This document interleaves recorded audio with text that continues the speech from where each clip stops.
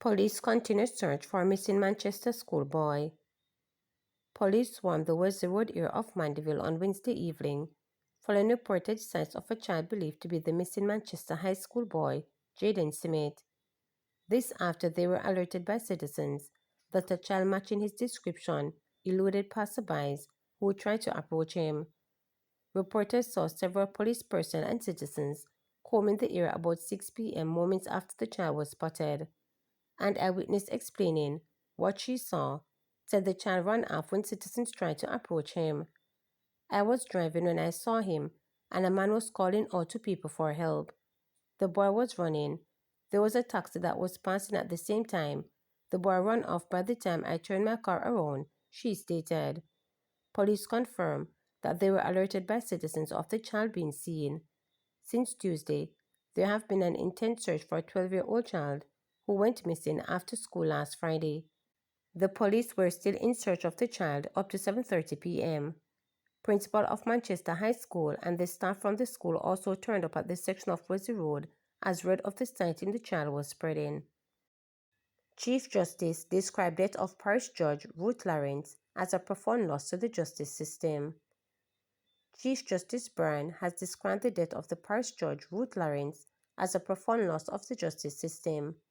She was found unresponsive by her spouse at their home in Coral Spring Village, Trelawney. The parish judge was pronounced dead at hospital. In a statement, the Chief Justice noted that Lawrence dedicated her life to service of justice, exemplifying unwavering commitment, compassion, and professionalism throughout her career. He said Lawrence's legacy of dedication and service will continue to inspire all. She began her career in the courts in September of 1997. Her judicial career commenced as a resident magistrate in 2009, and she served in various parishes in Western Jamaica, Westmoreland, Trelawney, St. James, St. Anne. She played a vital role as the chairperson of the Children's Circuit in the then Northern Circuit and was a key member of the Western Regional Family Court. Her service extended beyond the courtroom to enriching the lives of countless persons, children, families, and communities through her leadership and compassion. Her sudden passing is a profound loss to the courts and to all those who knew her. To her family, colleagues, and friends, I extend my deepest sympathies during this difficult time. PNP condemns suspension of medical doctor for running in general election. The People's National Party PNP is criticizing the South Regional Health Authority's SRHA decision to indict Dr. Dixon following his participation as a candidate in the recent general elections held on September 3, 2025.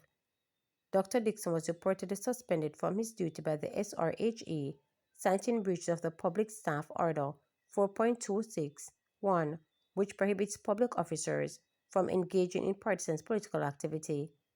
The PNP claims that this violates Dixon's constitutional rights to freedom of expression and association. In a statement on Wednesday, opposition spokesperson on justice, Zulika Jess, denounced SRHA's acting, stating, "This action undermines civic participation and threatens the very freedom of our democracy is meant to protect. Such a move, whether the result is of an overly zealous application of policy or misinterpretation of staff orders, has the effect of silencing those who seek to exercise their constitutional rights." The PNP is demanding the immediate reinstatement of Dr. Dixon and has urged the SRHA to reverse its decision without delay. The party argues that this sets a dangerous precedent for public servants who wish to engage in political process without fear of retribution. The statement also referred recent local development in the Caribbean, including court ruling in Barbados, which struck down similar staff orders as unconstitutional. The PNP is calling for Jamaica to follow suit, urging a review and overhaul of current public service regulations. The party reaffirmed its support for Dr. Dixon and emphasized that suppressing the democratic rights of public servants has no place in a modern, free and fair Jamaica. The People's National Party stands firmly with Dr. Dixon in pursuit of justice and equality and urges the government to uphold the principles of democracy. Dr. Dix had challenged the Jamaica Labour Party's Robert Nesta Margan in Clarendon North Central, but fell short of flipping control of the seat in the People's National Party favor. FID intensifies public education drive to promote public awareness and understanding of financial crimes. The Financial Investigations Division FID is intensifying its public education drive to promote public awareness and understanding of financial crimes and the importance of eliminating them from society.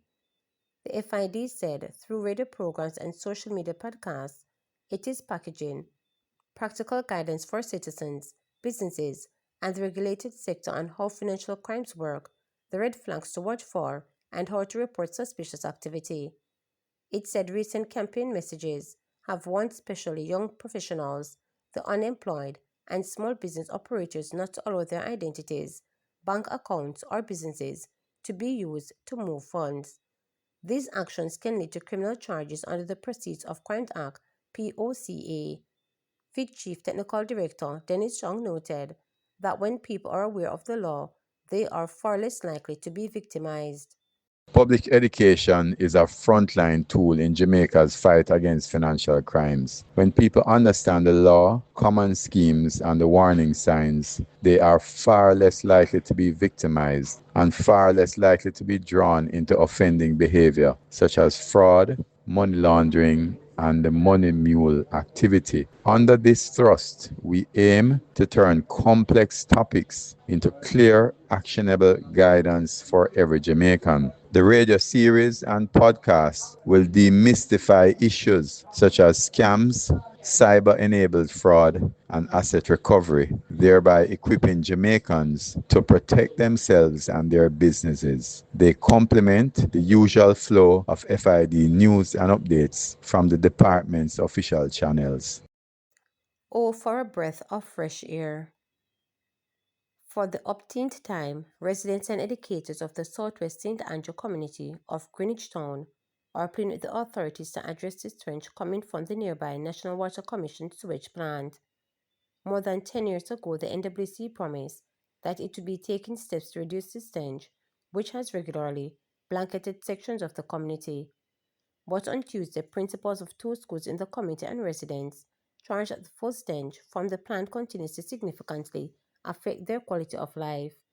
An obviously frustrated acting principal of the Greenwich Primary School, Joy Richards, charged that the community's best effort to appeal to authorities to eradicate the stench has been falling on deaf ears. She explained that the malodor from the sewage plant since its inception has been hampering the daily lives of the neighborhood's residents, disrupting schools, and wafting into their homes. We have been grappling with this situation for a number of years, and everybody is aware of it, and nobody has helped us. It is as if our cries are falling on deaf ears. The Minister of Education is aware of it also, and we get no help, said Richards, as she pointed out that while some work was done on the plant, the stench is worse than time. According to Richards, she has grave concern over the health of her teachers and students. She recalled instances when children was wrenched when the scent became especially pungent throughout the day. Richards said she suspects the school's decline in student population over the years is due to the scent and the concern of parents about the health of their children, who have to deal with this stinking scent every day. There have been teachers here where they came from unhealthy and then they have to leave because over the years it has affected them. We're also down in numbers. Their parents who are saying that they are not sending their children to the school because of the stench, stated Richards. We're appealing for a resolution so that we can have school where we can breathe fresh air. Because with this sewage plant over there, the air isn't good and we breathe in every single day. So I'm asking whoever, people in high places, please help us, added Richards.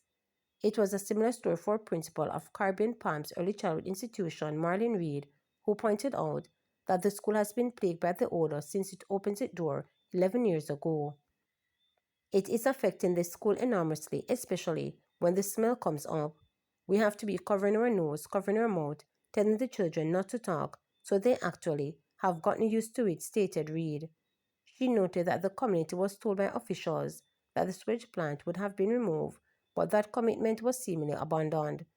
We really wish that it will be removed as promised so that we can avoid health issues because we don't know what day it can end up affecting our children in a very disgusting way, stated Reed. In the meantime, a resident of the community for more than 40 years, Lionel Davis, said that the plant has been there for as long as he has lived in Greenwich. He recounted incidents of people vomiting, having difficulty breathing, and wearing masks due to the scent. Davis added his voice to those appealing to the authorities for the plant to be either chemically treated or moved so that residents would be free to the poor air quality. To subscribe, like, share, and click the notification bell for daily updates.